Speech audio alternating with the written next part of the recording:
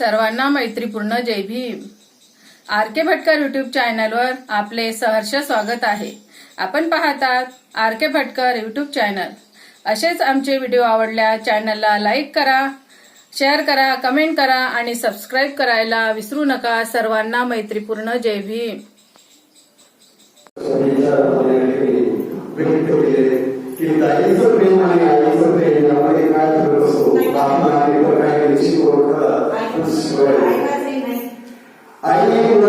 समाधान झाल्याशिवाय मुलांचं समाधान झाल्याशिवाय त्याचं दुःख निवारण झाल्याशिवाय ते राहत नाही। आणि काही मार्ग फक्त वरवर आपलं प्रेम दाखवते, मनात तुझ्या काही प्रेम नसतं। म्हणून आपलं जो पक्ष असेल, आपली जी संघटना असेल, या संघटनेशी आपण एकनिष्ठ राहायला पाहिजे। श्री विचार दर्शन भाऊ या ठिकाणी व्यक्त केले। त्यानंतर समारोपी प्रमाणपत्र वितरण आहे। ज्या भारतीय बौद्ध समाज समितीचे जिल्हाध्यक्ष प्रकाश बोरकर सर हे आपलं समारोपी म्हणून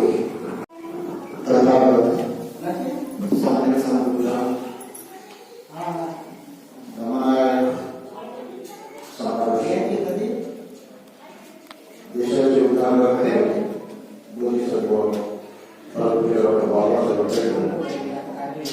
आणि लढाई बिमारी या आपल्या सत्तास्थानांना वंदन करून भारतीय बौद्ध महासभेच्या विद्यमान संरक्षिका महाउपासिका मीराबाई आंबेडकर, भारतीय बौद्ध महासभेचे राष्ट्रीय कार्याध्यक्ष तथा स्वतंत्र समितीचे प्रमुख आदरणीय डॉक्टर भीमराव यशवंतराव आंबेडकर साहेब, भारतीय बौद्ध महासभेचे राष्ट्रीय सल्लागार संजय बाळासाहेब आंबेडकर साहेब यांचे कार्य आम्ही वंदन करतो। आज आनंद हृदयात भारतीय बौद्ध महासभेचे 362वी रविवारची वंदना अतिशय मंगलमय वातावरणात संपन्न झाली। या वंदनेच्या कार्यक्रमाला उपस्थित ज्यांनी आपल्याला शील दिलं ते धर्मगुरू भगत अमोलपुरी आणि भगत दीपकराजी यांनाही मी वंदन करतो। आताच 6 डिसेंबरच्या महापरिनिर्वाण दिनाच्या प्रभावावर भारतीय बौद्ध महासभेचे शहाण्या शाखेचे कार्यालय सचिव गैरे सरांनी आपला अनुभव व्यक्त केला। पर्यटन सचिव जिल्ह्याचे आदरणीय नयनजी मोरे यांनी आपली खंत व्यक्त केली की बाबासाहेबांच्या महापरिनिर्वाणानंतर कुठल्या कुठल्या घटना होत आहेत याकडे आपलं लक्ष वेधलं। निश्चितच त्या सर्व वेदनादायक अशा घटना आहेत। कालचा दिवस संपूर्ण देश बाबासाहेबांना आपल्या मृत्यूला भावपूर्ण श्रद्धांजली अर्पण करीत होता व त्यातही आपापल्या सोयीनं सारस त्याचा अनुभव आपल्याला आलेला आहे। निश्चितच आजचा दिवस म्हणजे अत्यंत महत्वाचा दिवस आहे। बाबासाहेबांचं महापरिनिर्वाण 6 डिसेंबर झालं। लाखोचा जनसमुदाय मुंबईने पाहिला। आज मात्र बाबासाहेबांवर अंतिम संस्कार झाले तो दिवस आज आहे। त्या काळाची एकंदरीत स्थिती पहा। आज खूप गाड्या आहेत, पण त्यावेळेस फक्त मेल आणि एक्सप्रेस एवढ्याच गाड्या होत्या। तरीही बाबासाहेबांची जनता कशा गेली असती। मी तो काळ पाहिला आहे की बाबासाहेबांच्या लोकांनी टपावर प्रवास केला। आज इलेक्ट्रिक तार असल्यामुळे कदाचित ते शक्य होत नाही, पण इलेक्ट्रिक तार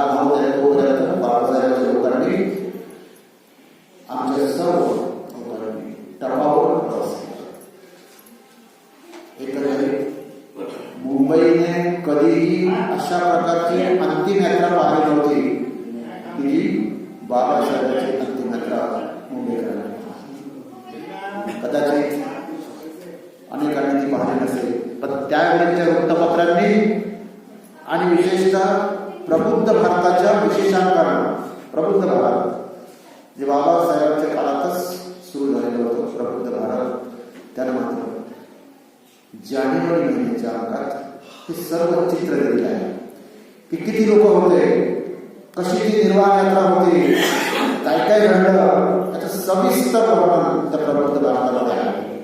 आजच्या दिवशी खरं म्हणजे बाबासाहेब धर्म दीक्षेनंतर मुंबईला धर्मदीक्षेचा कार्यक्रम करणार होते. ती तारीख होती 16 डिसेंबर. बाबासाहेबांनी निवेदन केलं होतं की धर्मदीक्षेचा कार्यक्रम सर्वदूर आपण राबवला, त्यासाठी मुंबईची तारीख होती 16 डिसेंबर. परंतु 16 डिसेंबर पूर्वीच 6 डिसेंबरला काळाने त्यांच्यावर झडप घेतली आणि बाबासाहेब निघून गेले. परंतु जी कोणी बाबासाहेबांचे अनुयायी होते त्यांना माहीत होतं की बाबासाहेबांनी काय सांगितलं होतं की मुंबईचा दीक्षा कधी होईल, 16 डिसेंबरला.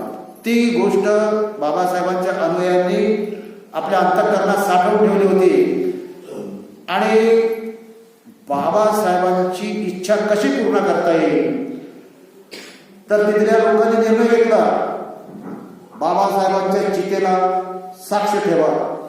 एकीकडे बाबासाहेबांची चिता लढत होती, बौद्ध भिक्षू त्यावेळेस आपला विधी संपन्न करत होते आणि जनता मात्र बाबासाहेबांच्या चितेला साक्षी ठेवत बुद्धम शरणं गच्छामीचा जयघोष करीन.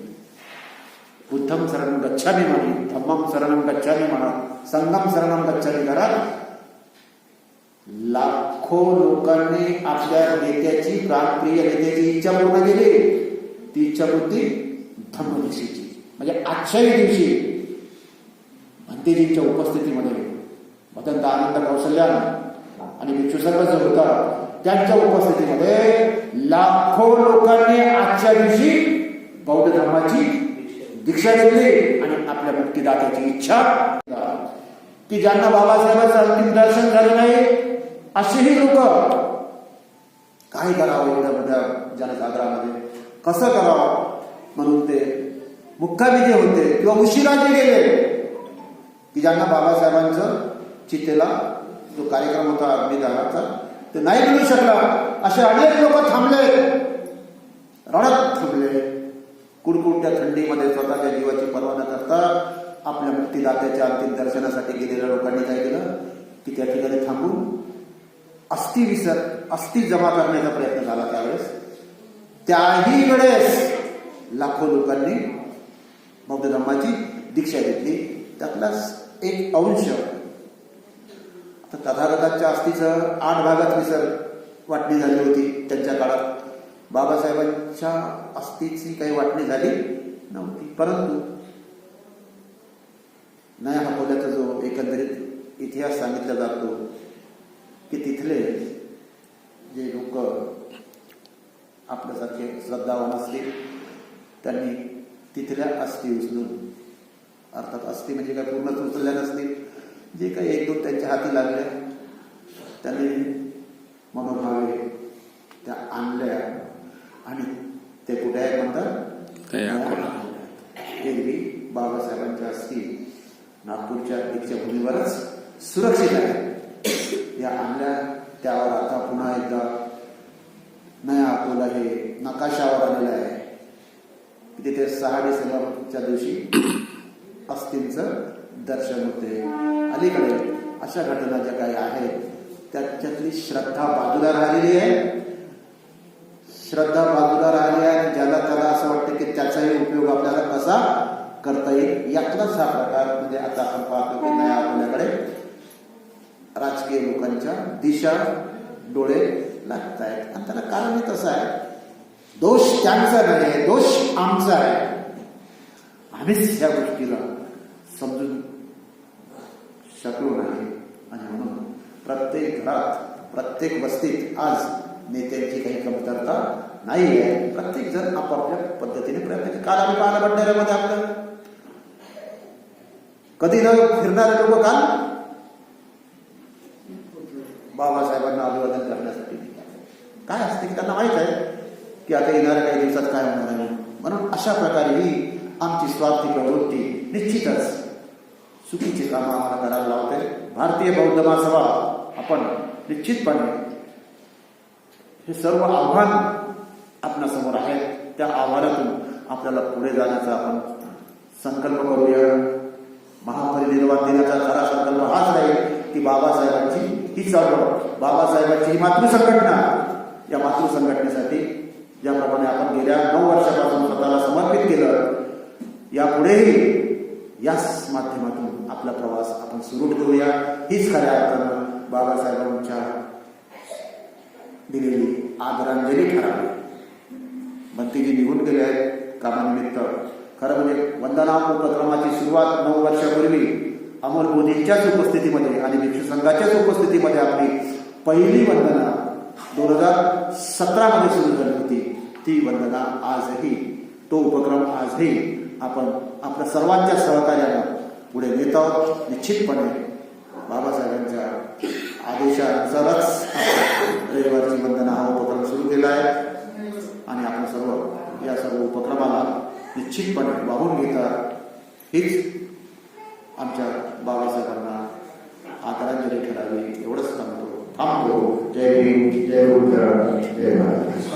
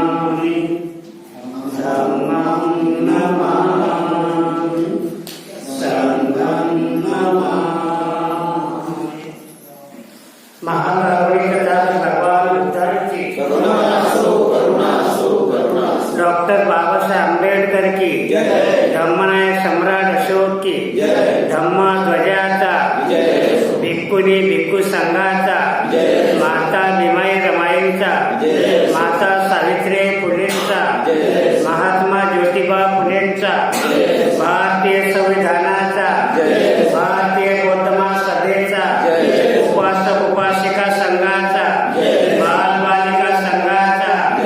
जय भीम. साधू साधू साधू.